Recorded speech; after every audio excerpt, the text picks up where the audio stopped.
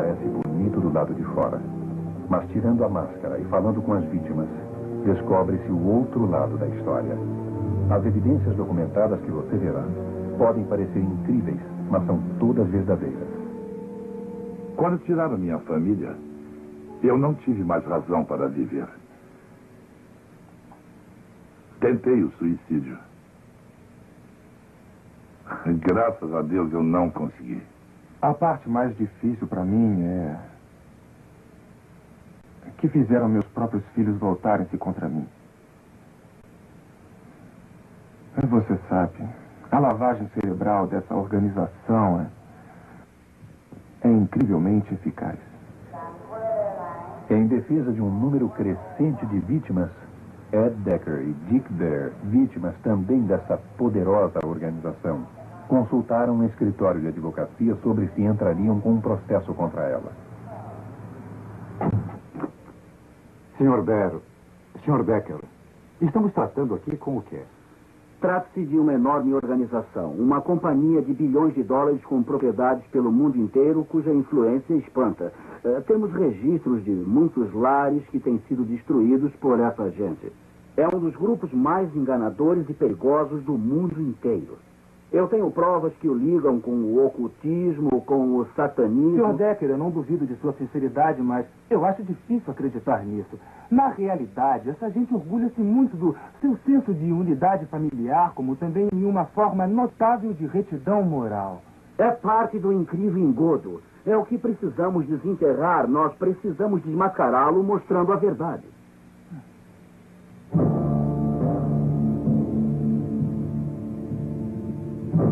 O lado oculto do mormonismo. Uma distribuição Comex. Versão brasileira Herbert Richards. Cidade do Lago Salgado, Utah, meca do mormonismo. Uma das religiões mais ricas do mundo e que cresce tanto que tem mais de 6 milhões de membros pelo mundo. Para o mundo lá fora, a Igreja Mormon mostra uma imagem familiar bem cuidada. Destacam a união da família, um relato inspirador e elevados padrões morais. A Igreja Mormon, conhecida como a Igreja de Jesus Cristo dos Santos dos Últimos Dias, ou SUD, envia milhares de missionários por ano para propagarem o mormonismo pelo mundo todo. Quase todos são treinados aqui, num centro especial junto da Universidade Brigham Young, ou BYU. Para a maioria de nós, os mormons parecem cristãos verdadeiros, vivendo aquilo que creem. Dr. Harold Goodman, professor da BYU, ex-bispo mormon, atualmente um presidente de missão na igreja. A igreja encoraja a família a reunir-se sempre que possível em diversas atividades, como, por exemplo, a noite familiar. O pai, o patriarca da família, reúne os seus familiares, fazem uma oração, cantam um ou dois cânticos e etc. I looked out the window and what did I see? Popcorn popping on the apricot tree. Somos uma igreja centralizada na família, pois cremos que famílias fortes formam uma nação forte. Nações fortes formam um mundo forte. O crescimento da Igreja Mormon tem sido fenomenal. Dentro de 50 anos, contará com 70 milhões a 100 milhões de pessoas. Assim será por muitas razões, e uma delas é o vasto programa missionário por todo o mundo. Atualmente, há cerca de 28 mil missionários em 186 missões. Milhares dos primeiros membros desse movimento foram recrutados na Inglaterra, aumentando assim a igreja na América no início do século XIX. Brian Grant, diretor de Relações Públicas da Igreja Mormon na Grã-Bretanha e Irlanda, onde a igreja tem crescido cerca de 1000% nos últimos 20 anos. A ideia que todos têm dos missionários mormons é de 2 jovens de roupa escura em bicicletas, batendo nas portas em horas inoportunas. Mas há um número crescente de moças trabalhando nas missões e casais já aposentados que também querem anunciar o Evangelho de Jesus Cristo.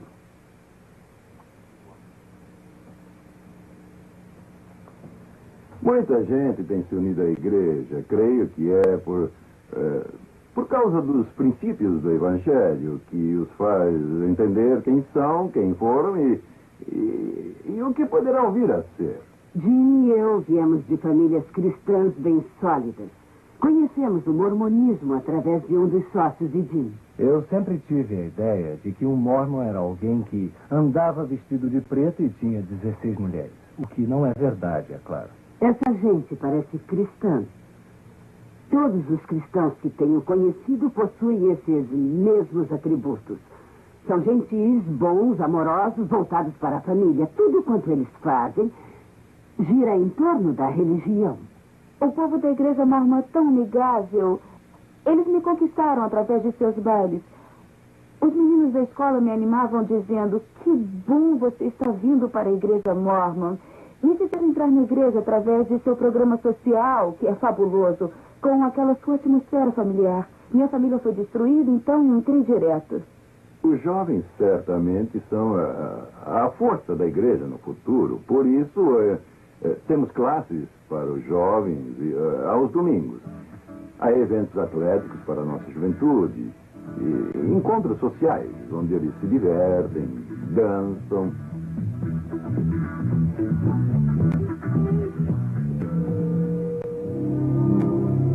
Muitos dos eventos sociais, bem como os cultos regulares, têm lugar nas capelas, que estão sendo construídas em média de 2 por dia ao redor do mundo. Porém, há quase 50 templos mormons que servem a um propósito bem diferente. Ali não há cultos normais, só há cerimônias secretas, reservadas para uma elite selecionada. O alvo de todo santo dos últimos dias é vir a casar-se, formando uma unidade familiar na casa do Senhor. Ali ele receberá as bênçãos sagradas que finalmente lhe permitirão, se ele for digno, de habitar na presença do Pai Celestial. Nem todos os membros da igreja vão ao templo, e isso talvez chegue a surpreendê-lo. Para poder ser admitido ao templo, é necessário que se receba uma recomendação para o templo. É necessário uma entrevista que seja satisfatória com o bispo e com o presidente da estaca. Ali, ele ou ela é interrogado quanto a certas questões muito pessoais, sobre seu valor, moralidade e se é dizimista integral. Somente assim poderemos estar com nosso Pai Celestial. Sem isso, não poderemos chegar à sua presença. Ao ser admitido no templo e aderindo a várias regras, tais como abster-se de chá e café, doar uma porção substancial do salário à igreja mormon e trabalhando de graça para diversas organizações da igreja, o mormon digno pode tornar-se ele mesmo um deus na vida por vir, governando o seu próprio planeta com um bom número de esposas deusas. Assim você pode ver por que o templo é tão importante para nós, os mormons. Porque quem for digno de entrar no templo, recebendo ali as ordenanças e os convênios e guardá-los, finalmente poderá tornar-se o próprio membro um deus. Antes desse templo recém-construído em Seattle ser fechado para todos, exceto para um grupo seleto de mormons, os visitantes puderam dar uma espiada por dentro do mesmo. Para muitos desses mormons que vieram de milhares de quilômetros de distância e ficaram na chuva por várias horas, essa pode ter sido a única vez em que puderam entrar num templo mormon. Quem é Deus Pai para você? Ele é como eu, você, como todos na face da terra. Então ele é um homem? É. Como ele tornou-se Deus? Ele é perfeito em tudo. Então, se formos perfeitos, poderemos ser como Deus? Sim, senhora. Os deuses e as deusas mormons, conforme dizia Joseph Smith, outrora eram apenas humanos, como todos nós. Porém, esforçaram-se e tornaram-se deuses. Há supostamente bilhões desses seres altamente evoluídos no espaço, governando seus próprios planetas. Isso parece ficção científica ou mitologia grega. O senhor acredita que a maioria dos mormons crê mesmo nessas coisas? Sem dúvida. Claro. Floyd C. McKelvin, autor do best-seller A Ilusão Mormon. Eles creem que Deus progrediu eternamente e que antes ele foi um homem que se tornou Deus. Daí vem a doutrina deles de que todos podem evoluir e tornar-se deuses. Por exemplo, no livro Regras de Fé, há uma citação de Talmud que diz: como o homem é, Deus foi. Como Deus é, o homem poderá vir a ser. Portanto, toda a doutrina deles deriva-se da ideia de tornarem-se deuses. Eu acho que deuses e deusas não voam até os tribunais. os jurados têm a responsabilidade de mostrarem-se céticos. Precisamos dar-lhes informações que contenham algum fundo de verdade. O que os senhores estão dizendo, eu acho que eles não engolirão isso, não. Eu engoli por 19 anos. Você precisa compreender a estranha crença dos mormons que gira em torno do casamento celestial. Eles creem que a divindade deles está ligada à exaltação eterna mediante o casamento e a unidade familiar. A igreja mormon ensina que se eu quiser ser uma deusa, eu preciso me casar com um homem mormon vinculado à igreja. Sem um marido que me leve ao templo, eu não posso ir para o céu e estar com meu Pai Celestial. Segundo a teologia mormon, maridos e mulheres que conseguem chegar à divindade serão obrigados a povoar seus próprios planetas, procriando todos os filhos espirituais que puderem. Desde quando eu era garotinha, me ensinavam que meu principal propósito na vida era tornar-me uma deusa no céu para que eu pudesse povoar uma terra. Como eu queria isso, estar eternamente grávida e olhar para uma terra e dizer: ela é minha, povoei toda essa terra, eu tive todos aqueles bebês, todos. Olha, na verdade, eu acho um pouco difícil crer que os advogados e juízes mormons que eu conheço realmente esperem tornar-se deuses, povoando novos mundos e praticando sexo celestial com suas esposas deusas. Por que não pergunta a eles? Bom, eu me sentiria embaraçado, para falar honestamente.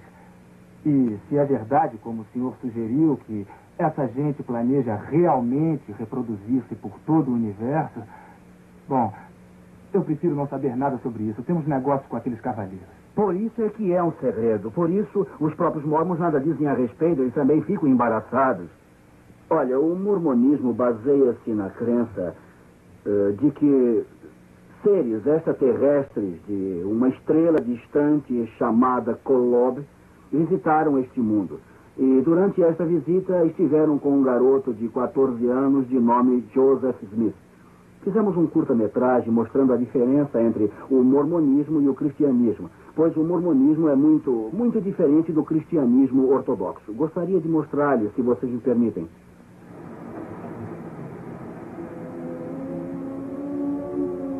O mormonismo diz que incontáveis planetas espalhados pelo cosmos são governados por muitíssimos deuses, que antes foram seres humanos como nós.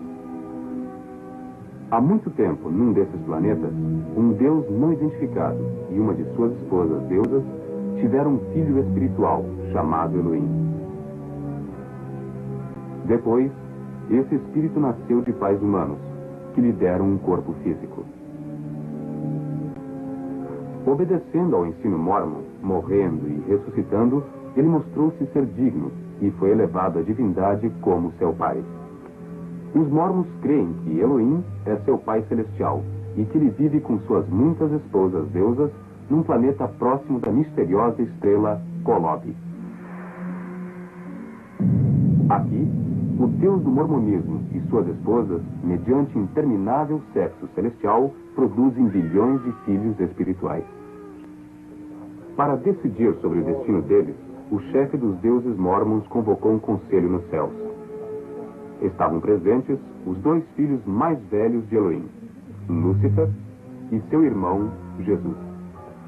Foi exposto um plano para formar o planeta Terra, onde os filhos espirituais tomariam corpos mortais e distinguiriam entre o bem e o mal.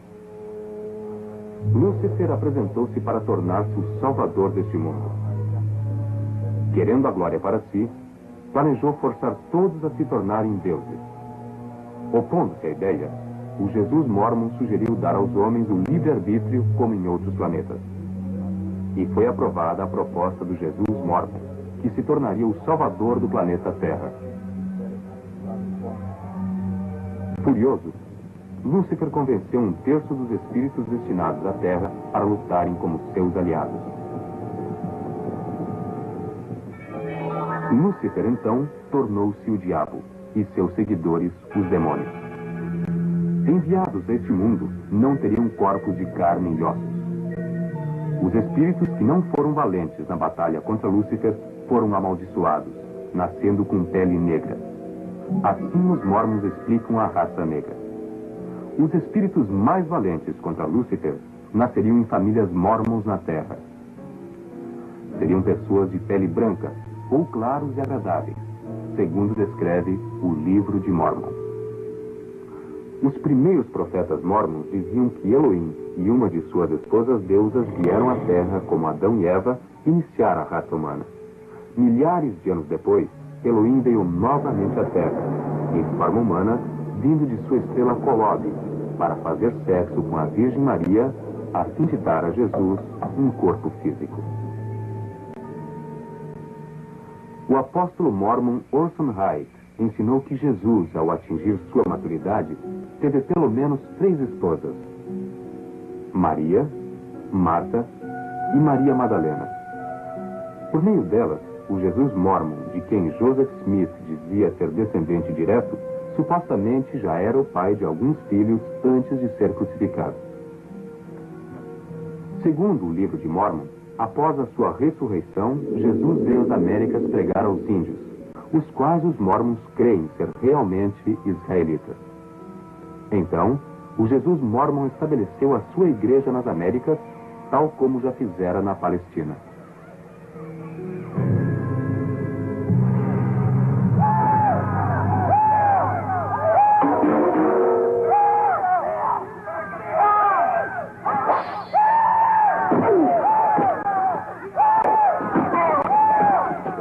Lá pelo ano de 421 d.C., os índios israelitas, de pele escura, conhecidos como lamanitas, destruíram todos os nefitas claros após grandes batalhas. Os registros nefitas teriam sido escritos em placas de ouro e foram escondidos por Moroni, o último nefita vivo no Monte Cumorah. 1400 anos depois, um jovem caçador de tesouros, Joseph Smith, conhecido por suas fantasias, afirmou ter descoberto essas placas de ouro perto de sua casa, no estado de Nova York. Hoje ele é honrado pelos mormons como um profeta, pois afirmou haver recebido visões do mundo espiritual, nas quais lhe foi mandado organizar a igreja mormon, pois todos os credos cristãos eram uma abominação. Foi Joseph Smith quem deu origem à maioria dessas doutrinas estranhas que milhões hoje afirmam ser a verdade. Mediante um rígido código de requisitos financeiros e morais e realizando ritos sagrados no templo por si mesmos e pelos mortos, os mormons esperam poder provar que são dignos, tornando-se assim deuses. Os mormons ensinam que todos terão de apresentar-se no juízo final diante de Joseph Smith, do Jesus mormon e de Elohim.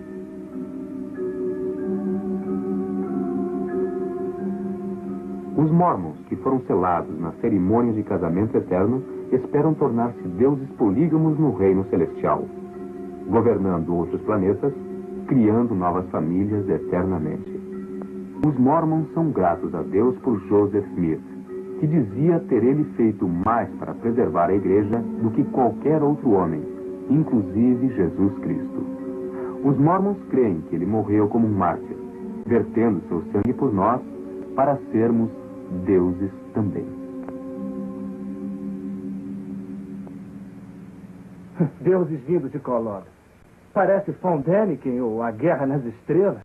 Eu sei que é estranho, sei que, como ser finito, jamais poderei me tornar um Deus infinito. É absurdo. E foi aí que parei de crer nisso, mas minha esposa não queria nem falar a esse respeito. Ela teve que se divorciar de mim para se casar com outro homem que procurasse chegar à divindade. Ou ela não poderia tornar-se uma deusa. A igreja mormon pressiona as pessoas para divorciarem-se dos seus cônjuges se por acaso não atingirem os padrões dessa igreja, e também as pressiona a se casarem com outros que estejam tentando chegar à divindade? A minha motivação deriva-se, pelo menos em parte, da minha experiência pessoal. Eu me lembro do meu bispo me aconselhando a divorciar-me da minha esposa. E eu ouvi os meus 5 filhos que eu criara na igreja mormon serem tirados de mim. E atravessei vários e vários anos procurando uma reconciliação. Eu conheço centenas de famílias cujas histórias parecidas com a minha partiriam o seu coração. Greg e Jolene, divorciados por causa da igreja Mormon e depois casados de novo. Ele foi criado como cristão e eu como mormon. Tínhamos um ótimo relacionamento, mas tudo sempre voltava ao mormonismo. Eu tinha que convertê-lo de algum modo. Após 2 anos e meio de muito tentar, eu desisti e fui aconselhada a divorciar-me dele. Os líderes da igreja entenderam que meu marido nunca aceitaria os padrões da igreja ou a palavra de sabedoria e nem queria estar ativo no sacerdócio. Assim, julgaram que o divórcio seria bom e aceitável para mim e encorajaram o divórcio. Na segunda visita ao conselheiro, ele repassou o que lhe havíamos dito e ele comentou: algumas pessoas jamais deveriam casar. Eu jamais pensei que um bispo iria aconselhar o divórcio. Ao invés disso, ele deve procurar meios para reconciliar os casais. Mas no meu caso, minha esposa foi aconselhada pelo bispo que seria melhor ela divorciar-se de mim. Haverá situações que, por motivo de incompatibilidade de um tipo ou de outro, o divórcio pode tornar-se inevitável. Mas, visto acreditarmos firmemente na unidade familiar e também na santidade da família, isso só se dá em casos extremos. E ninguém apela para isso por motivo de mera conveniência. Eu fui ao meu bispo e ele me aconselhou que era melhor eu viver sem ele e ser uma serva no céu mormon do que ficar casada com ele. E essa é a igreja que ensina a unidade familiar. Mas destruíram meu casamento. Senhores, isso não está ajudando o caso. Essa gente tem a liberdade religiosa de crer no que bem quiser. Mas por que teriam a liberdade de separar famílias e de destruir vidas? A pressão sobre a mulher mormon é incrível. Elas devem ser perfeitas. Elas juram total obediência aos seus maridos no templo mormon. Há todo um serviço de psiquiatria cuidando da depressão das mulheres mormons. Eu tenho uma amiga que é enfermeira psiquiátrica e ela me perguntou: por que há tantas mulheres mormons em minha ala? O quê? O que é isto? Creio que isso se deve ao fato de ser impossível a uma mulher mormon viver segundo os padrões impostos. Elas devem ser perfeitas para poderem ser exaltadas com os seus maridos. Creem que nem sairão da sepultura se seus maridos não as chamarem na manhã da primeira ressurreição. E se ela quiser chegar à exaltação, para a mulher mormon o céu consiste em ficar grávida por toda a eternidade. Um bebê espiritual após o outro.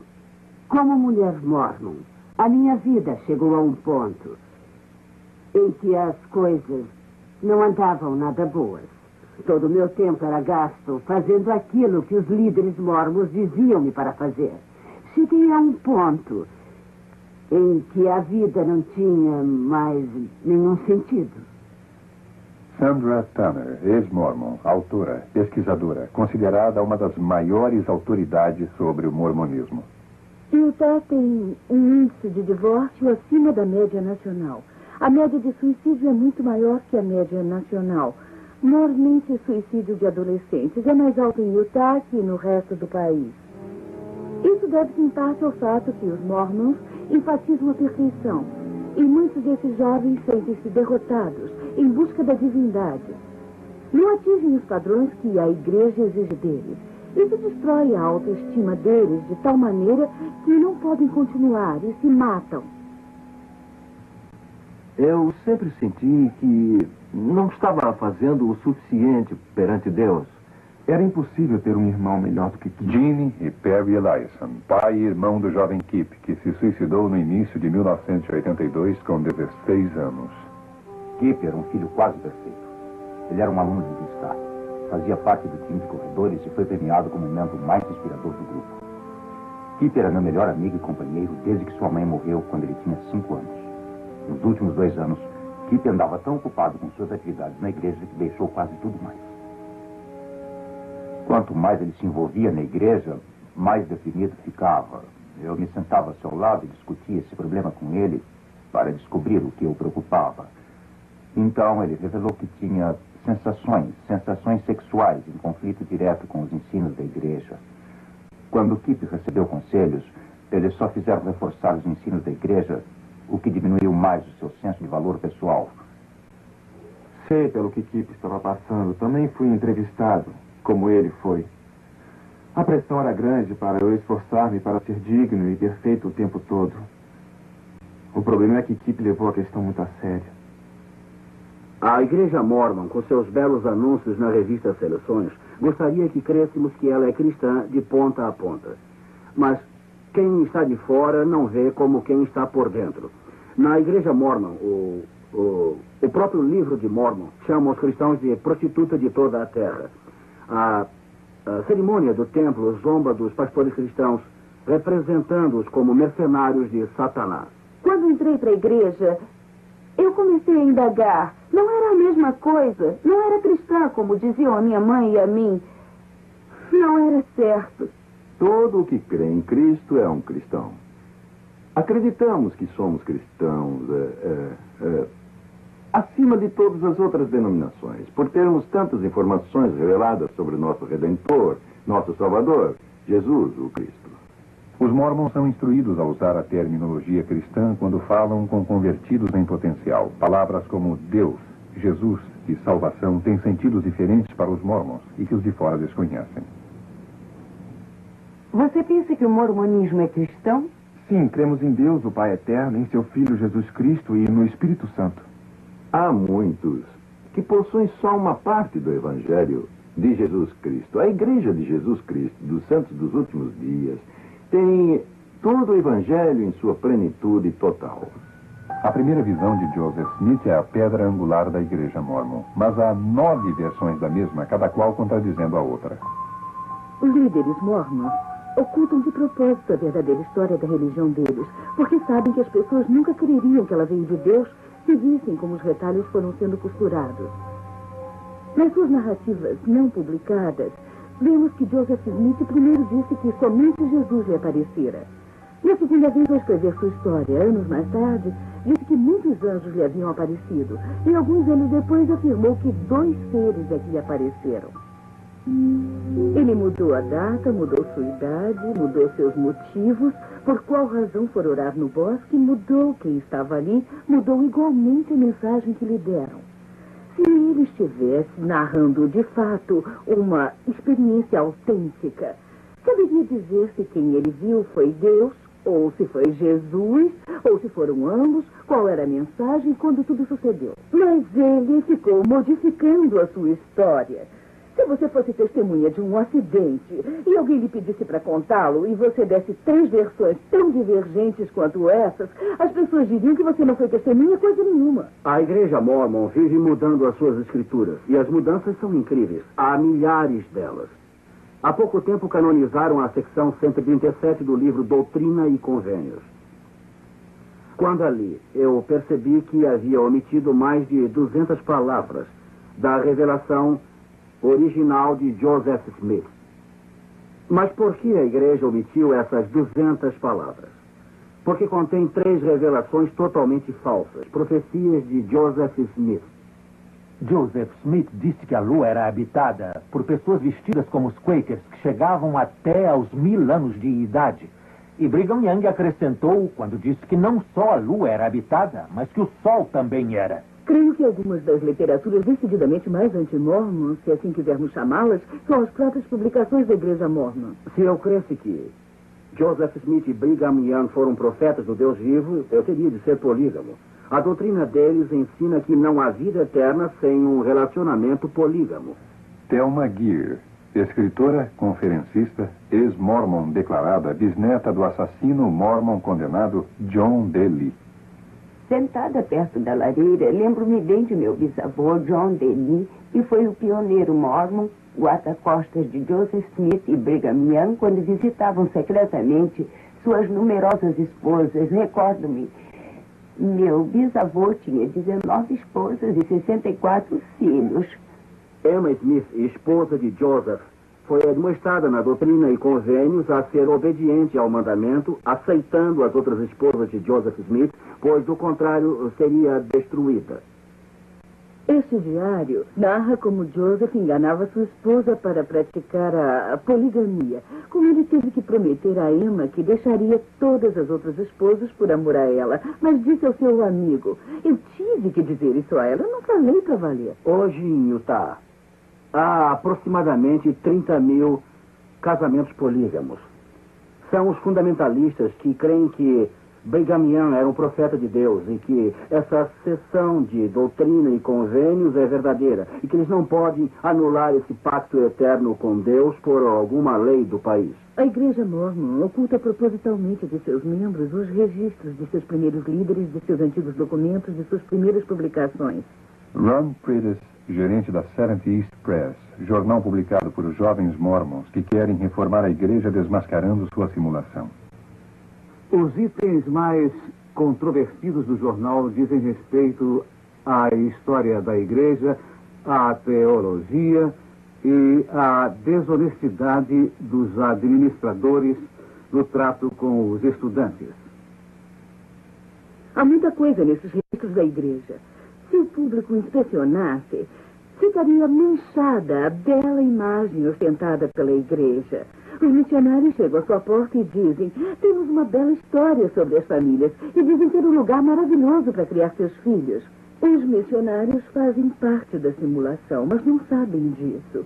Garantiram a eles que tudo está certo, que é tudo 100% verdadeiro.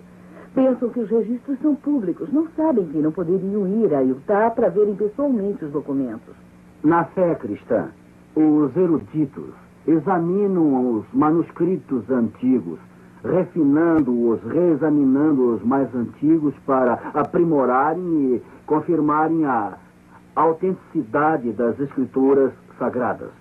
No mormonismo, porém, dá-se o contrário. Os líderes têm que redigir, reescrever, simular, mudar, apagar, adicionar, do começo ao fim dos seus livros, a sua história e suas escrituras. E eles suprimem dos seus diários porque mostram a confusão e a natureza humana da sua teologia e da sua religião. O livro de Mormon afirma ser um registro histórico real, traduzido de placas reais que Joseph Smith desenterrou de uma colina em Nova York. Se esse fosse um relato genuíno, poderíamos estudá-lo como se estuda qualquer outro livro histórico. Dr. Charles Crane, escritor, professor universitário e especialista em arqueologia mormon. Lendo o livro Mormon, descobrimos uma história inteiramente diferente. Ao invés de ser um registro de fatos reais, tenho examinado mapas e rebuscado informações arqueológicas. Porém, confesso que jamais encontrei a terra de Zarehemla. Onde é que fica o Vale de Nimrod? E onde é que são as planícies de Neferá? Eu confesso que jamais encontrei o registro de qualquer cidade mencionada no livro de Mormon. Abrimos o livro de Mormon e nada achamos. Não há idioma nefita, não existem cidades nefitas. Não há nenhum mapa em nenhum livro de Mormon. Não se pode localizar qualquer local. Não há evidência de sua veracidade. No entanto, o aceitam como um registro histórico. Dr. Richard Fales, PhD, escritor, conferencista e arqueólogo.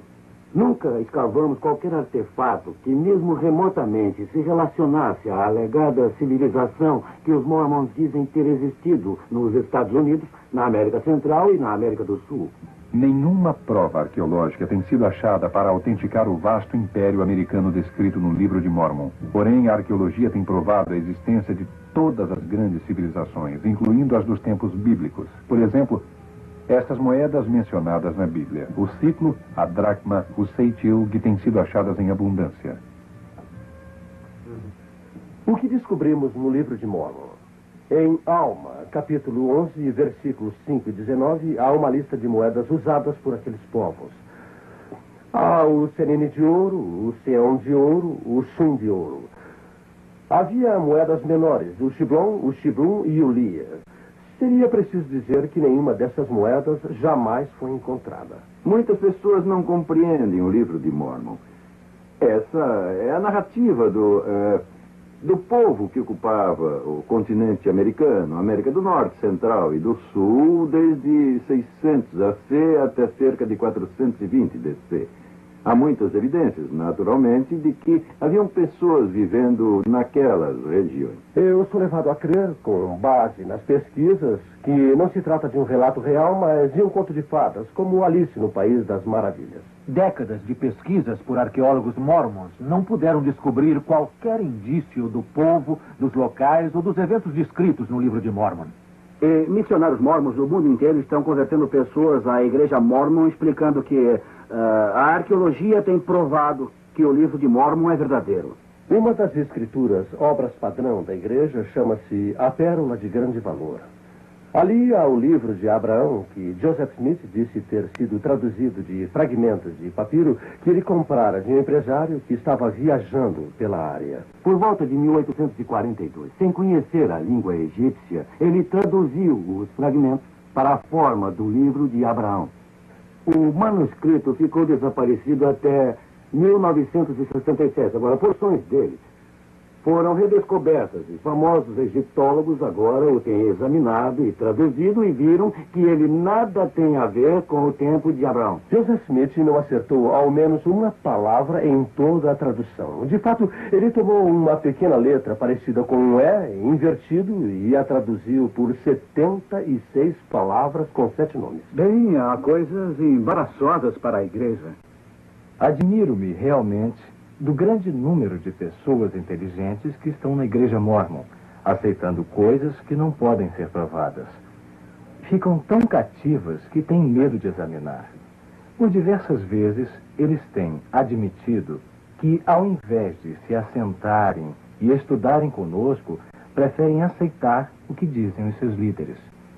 A igreja mormon tem um profeta vivo cujas palavras abafam a Bíblia ou qualquer escrito mormon anterior. Assim, o profeta Spencer W. Kimball, em meio à crescente pressão social e problemas raciais no Brasil, recebeu uma revelação divina que o capacitou a suspender a maldição contra os negros que até pouco tempo eram tidos pela igreja mormon como baixos nos seus hábitos, desajeitados, inferiores na aparência, desprezados e geralmente sem a bênção da inteligência normal. O profeta Brigham Young havia dito antes que qualquer mormon que se casasse com um negro seria morto na hora e que essa lei sagrada era inviolável. Numa publicação mormon, eu li um artigo do atual profeta da igreja, onde ele descrevia o seu poder como presidente da igreja. Dizia-se ser, basicamente, o elo entre Deus e os homens. Cremos que o profeta mais importante é o profeta vigente da época. Assim, quando ele fala como profeta, cremos que é como se o Senhor estivesse falando. A teologia da igreja mormon não está baseada na avaliação das provas bíblicas, mas se baseia principalmente no ardor no peito. Eles afirmam que isso é o que você deve procurar.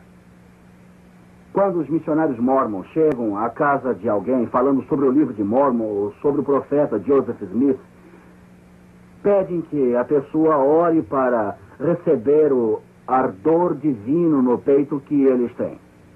Isso provará que Joseph Smith é um profeta de Deus e que o livro de Mormon é escritura real. Assim, trata-se de uma avaliação subjetiva. A escritura não é para ser examinada. Eles nos encorajam a ler o livro de Mormon. E não a ler a Bíblia, mas sim a orar para sabermos se o livro de Mormon diz mesmo a verdade. Quando falamos sobre essas coisas com os mormons, alguns dizem: não me importa se cada profecia de Joseph Smith estiver errada. Eu senti o ardor no meu peito e vi que a igreja é verdadeira. Pergunto, você já o submeteu à prova? Dizem, não preciso pô-lo à prova. Tenho ardor no meu peito. Acreditam totalmente em tudo quanto é mormon. O que você verá agora é uma autêntica e inédita reinterpretação das cerimônias secretas do Templo Mormon, que a maioria dos mormons nunca assistiu. E os que as viram juraram nunca revelar o segredo, sob pena de morte. Na execução da penalidade, levantamos a mão direita espalmada com o dedo polegar em ângulo reto sobre a orelha esquerda, fazendo passar rapidamente pela garganta até a orelha direita e deixando-se cair na mão naturalmente. Todos nós que já passamos pelo templo, juramos solenemente consentir que nossas gargantas fossem cortadas e que nossos corações e órgãos vitais fossem arrancados. A execução da penalidade é representada passando-se o polegar rapidamente pelo corpo e deixando-se cair a mão naturalmente. No casamento celestial, no templo, os cônjuges são selados um ao outro para o tempo e a eternidade em rituais tipo maçônico. Sem o ritual, ninguém chegará à presença de Joseph Smith para tornar-se um deus. Hey, lay, air. Irmão José Prats, tendo autoridade, eu te lavo em preparação para receber a tua unção em lugar e a favor de João Alves Campos, falecido, para que fiques limpo do sangue dos pecados desta geração. Irmã Neuza Brandão, eu te lavo em preparação para receber a tua unção em lugar de... Elisa Barreto. Elisa Barreto, falecida, para que fiques limpa do sangue dos pecados desta geração. Eu lavo a tua cabeça para que teu cérebro e tua mente fiquem claros e ativos. Teus olhos para que eles vejam claramente entre a verdade e o erro. Milhares de cerimônias ocultistas são realizadas a cada dia pelos mortos para que também recebam os benefícios do mormonismo. Os mormons têm sido encorajados a ter encontros com os mortos. E vez por outra, os demônios personificam mortos e aparecem aos mormons, dizendo que se converteram ao mormonismo no mundo espiritual e querem que sua genealogia seja pesquisada. Teus lombos para que sejas frutífera e te multipliques e enchas a terra, alegando-te em tua posteridade. Teus órgãos vitais e intestinos para que sejam fortes e saudáveis e possam cumprir suas funções. Teu peito para que receba puros e virtuosos princípios. Nosso profeta vivo disse-nos que a igreja tem 3 propósitos. Um é proclamar o evangelho de que temos falado. O outro propósito é aperfeiçoar a vida dos santos. E o terceiro é redimir os mortos. Consequentemente, ocupamos-nos na pesquisa de nomes e lugares de nascimento de nossos familiares, bem como de todas as pessoas possíveis.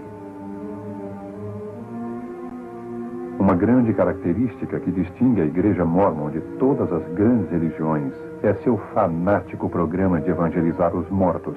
A Igreja Mórmon opera o maior centro genealógico do mundo, com mais de 600 funcionários, que ficam classificando e catalogando recenseamentos, registros, documentos e testamentos.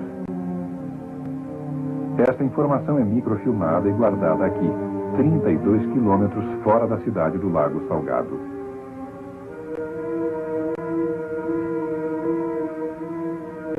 Eu faço a pesquisa, levo seus nomes ao templo e os batizo, e então selo-os na casa do senhor como unidades familiares. Quando um mormon qualquer entra no templo para receber seus endowments, recebe um par dessa sagrada roupa de baixo. E então é instruído a usá-lo o tempo todo. Supostamente essa roupa é mágica, é uma peça super poderosa e que resguarda a pessoa do mal se ela está vivendo o evangelho mormon. Mas, para falar francamente, talvez seja a peça menos atrativa e, afirmo, a mais desumanizadora do mundo. Não há estatísticas que mostrem que esses garments do templo resguardaram alguém de qualquer coisa. Embora os mormons digam que esses garments, por causa do seu poder mágico, têm salvo pessoas da morte no fogo e de todo tipo de mal e acidentes. Ou elas vão ao hospital para terem neném, mas recusam-se a tirar a roupa, ao ponto do médico ter de cortá-la para o neném nascer. Depois de ajudar minha avó a banhar-se e sair da banheira, enxugávamos sua perna esquerda, punhamos um garment limpo na perna esquerda e só então ela tirava o garment sujo da perna direita. O garment tem que ser usado em contato com a pele, com suas outras roupas íntimas por cima dele. Ele protege o corpo. É como um amuleto, é uma superstição.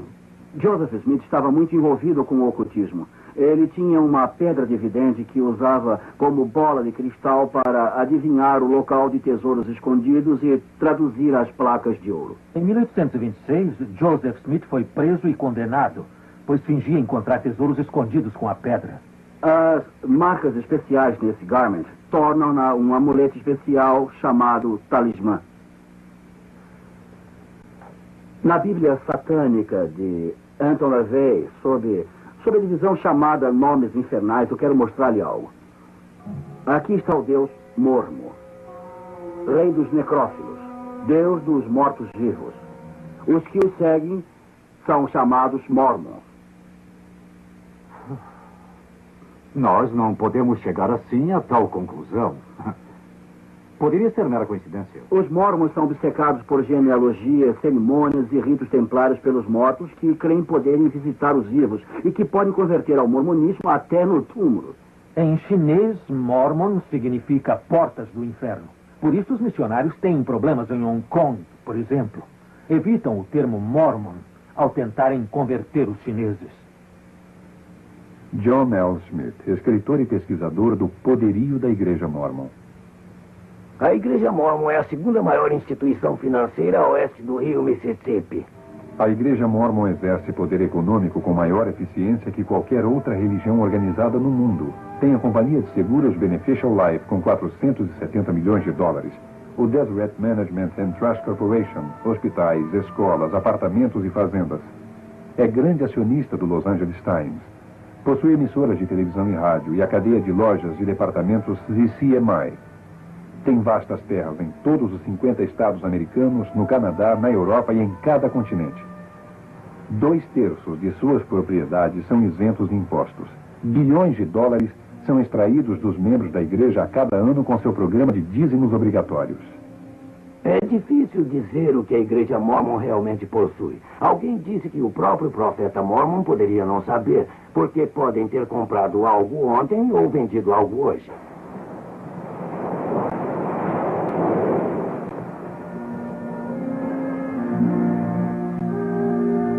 Os Mormons têm uma enorme parte do Havaí.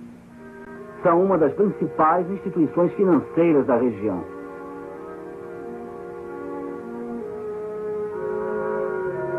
Quem vai ao Centro Cultural Polinésio é convidado a visitar o Templo Mormon. Depois do Templo de Lago Salgado, o Templo do Havaí é o mais visitado do mundo. Eles apresentam a Igreja Mormon num filme e fazem a pessoa deixar sua assinatura. O nome e o endereço da pessoa são então enviados a um missionário da área onde ela reside. Pouco depois dela voltar de sua visita ao Templo do Havaí, é visitada pelos missionários mormons, que indagam se ela gostou de sua visita ao templo e se quer saber mais sobre a igreja, usando esse método para compartilhar as doutrinas mormons com as pessoas. Eles têm outros modos de recrutar membros, como missionários de porta em porta, centros para visitantes, milhares de grupos de escoteiros e instituições educacionais. E através da cadeia de hotéis Marriott, onde a literatura mormon é posta em cada quarto. Apesar de toda a conversa de construção de uma sociedade ideal, o estado de Utah, que é 70% mormon, encabeça a nação em número de falências e fraudes, e também é um líder em número de divórcios, suicídios, abuso de crianças, gravidez de adolescentes, doenças venéreas e bigamia. Há muitos na igreja que têm dificuldades para acreditar nela. Outros não creem sob hipótese nenhuma. Após 5 ou 6 meses dentro da Igreja Mormon, meu filho notou o seu engano. Uma das coisas que o fizeram duvidar foi a ridícula ideia dos Mormons de alguém tornar-se um Deus. Eu me lembro de quando fui falar com o bispo. Foi um pouco antes de eu resolver deixar a igreja. E então perguntei a ele, bispo, onde está o amor nessa igreja? E com lágrimas escorrendo pelo meu rosto, eu lhe disse, não me sinto amada. Nós ouvimos toda essa conversa sobre o amor e de como estamos cuidando de todos e da noite familiar. Mas onde está o amor? Por que não me sinto querida? E ele ficou sentado, olhando para mim como se não tivesse qualquer sentimento. O mormonismo menospreza a Bíblia, menospreza todas as outras igrejas, para que os mormons que perderem a fé no mormonismo pensem que nada existe nelas que tenha valor. Eu acreditava que se a igreja mormon não era verdadeira, não havia igreja verdadeira. Eu tinha um daqueles testemunhos ardentes da igreja mormon.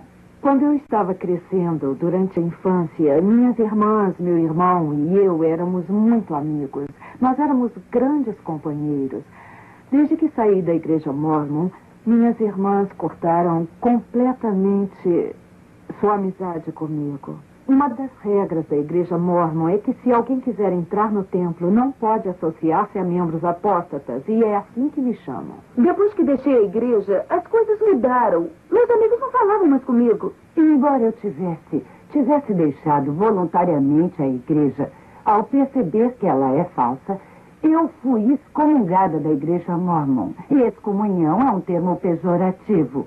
Com raras exceções, Quase todos os nossos amigos mormons romperam amizade conosco. Fui posta de lado. O namorado que eu tive durante todo o ano em que estudei na BYU rompeu o namoro. Ele estava se preparando para a missão. Não queria falar comigo. Disse-me de chofre, você não irá comigo ao templo e pronto. Meus colegas tiveram ordens de não falar comigo. Nossos 2 filhos, na época, estudavam na universidade e trouxeram alguns jovens mormons para conversarem comigo. Eles me contaram que alguém no Instituto Mormon havia dito que fomos excomungados por motivo de adultério. E essa é a maior mentira que já existiu. Nilda, é muito difícil alguém deixar a igreja. Isso é, publicamente. Em primeiro lugar, a ameaça ao seu emprego. Talvez seu patrão seja mormon. Isso pode ameaçar seriamente seu lugar na firma. Eu sei de muita gente que trabalha para a própria igreja, temendo perder a sua posição. Outras pessoas temem o divórcio. Conheço pessoas em altas posições na igreja que não acreditam no mormonismo. Fui com um bispo mormon que me disse que de modo algum crê no mormonismo. Faz pouco tempo, o marido de uma família mormon começou a fazer indagações. Chamou ao telefone uma noite e disse: eu sei que o que você está dizendo é verdade, não há dúvidas em minha mente. E não posso achar falhas em suas razões. E acrescentou: eu tenho um medo danado de perder minha esposa, os filhos e meu negócio, porque se eu falar sobre o que descobri, eu perderei tudo. O motivo de muitos é que o mormonismo é um bom lugar para se criar a família. É a estrada fácil. Se você está lá e já faz parte da coisa, por que provocar barulho? O maior perigo e que me levou para dentro é que pensei que fosse uma igreja cristã. Mas não era uma igreja cristã. Era uma seita. Ao invés de ler uma das obras padrão da igreja, eu li a Bíblia. Eu comecei a ler e resolvi que a leria de capa a capa. No 3º capítulo de Gênesis, eu consegui entender como Eva foi convencida por Satanás para comer do fruto, para tornar-se como Deus. E no capítulo 14 de Isaías, Lúcifer foi expulso do céu porque queria ser igual ou maior que Deus. Comecei a estudar a Bíblia, tomei conhecimento do Jesus verdadeiro, do Deus verdadeiro, e comecei a entender que o Deus do mormonismo não é o Deus da Bíblia. Obedecíamos a palavra de sabedoria, íamos às reuniões, pagávamos o dízimo, fazíamos a noite familiar, fazíamos tudo o que se esperava que fizéssemos. E quando tornei-me cristã, notei que eu não era a pessoa boa que tinha pensado ser, pois Deus revelara o nosso orgulho interior, nossos problemas interiores, as coisas que não vimos antes por estarmos ocupados com coisas externas. Estávamos tão satisfeitos com essas coisas que pensávamos que todo o resto ia bem. Sentia-me solitária como criança na igreja, solitária como pessoa casada na igreja, solitária como solteira na igreja. Mas quando conhecia Jesus, sabia que havia alguém que ficaria comigo o tempo todo. Lembrei-me que devia pedir que Jesus viesse ao meu coração. Ouvi minhas amigas crentes dizerem isso. Dobrei os joelhos um dia quando estava sozinho e pedi para Jesus entrar no meu coração. Eu não sabia o que estava fazendo, mas quando me levantei, havia nascido de novo. Eu descobri que Jesus é o caminho, a verdade e a vida, e não uma organização. A vida toda eu procurei algo na igreja mormon, mas eu não podia definir o que estava buscando. Quando a mãe aceitou a Cristo, ela compartilhou dele comigo. Eu vi alegria na vida dela como nunca vira antes em todas as suas atividades na igreja mormon. E era o que eu precisava. Eu estou muito grato a Deus que toda a nossa família, minha esposa, eu mesmo, 7 filhos queridos, saímos da igreja mormon e conhecemos Jesus Cristo de maneira pessoal. Senhor Decker, Sr. Baer, acho que não poderemos aceitar seu caso. Mas há fraudes, decepções deliberadas, famílias e vidas sendo destruídas. Os senhores não têm dinheiro para lutar contra os mormons. Eles têm bilhões. Isso se arrastaria por anos. E eles têm os recursos. Os senhores nos levaram de ida e volta até Coloda, mas os jurados não nos acompanhariam. As seitas são protegidas sob o atual sistema legal. Continuarão a proliferar à custa de vidas humanas e famílias. Eis o que restou do meu filho Kip. Esta é sua última carta. Papai, te amo mais do que posso exprimir. Se possível, eu ficaria vivo por sua causa. Pois amo só você. Mas não é possível.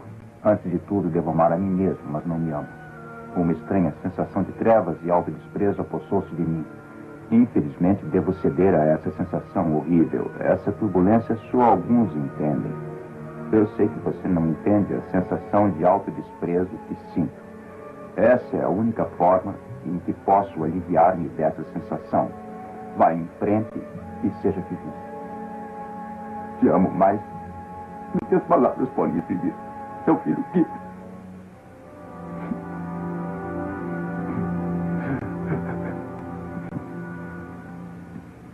Se deixasse hoje, o que sentiria mais? Deixasse o quê? A igreja? Deixasse a igreja? Eu prefiro morrer. Olá, boa tarde, senhora. Gostaríamos de falar sobre a Igreja de Jesus Cristo dos Santos dos Últimos Dias.